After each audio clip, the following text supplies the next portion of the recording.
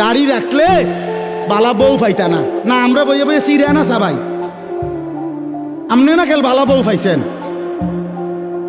আমরা হুজুররা বসে বসে আপনি কি বনে না খাই উদা? কি বলেন আপনি এগুলো? এই সমস্ত বাজে কথার কোনো অর্থ আছে কি বলেন না কেন? শয়তানের ধোঁকা ছাড়া আর কিচ্ছু না, নফসের ধোঁকা ছাড়া আর কিচ্ছু না। কেন ছেড়ে দিবেন আল্লাহর নবীর সুন্নত?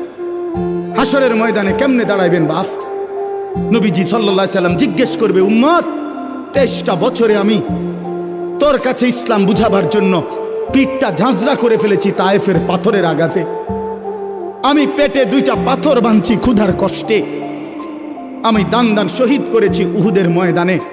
আমার এত কষ্ট, এত রক্ত, আমার এত চোখের পানি, আমার দিবারাত্রির এত কান্না, বিনিময়ে তুমি এটা কি নিয়ে আসলে? তখন কি বলবেন? কি বলবেন বাবা?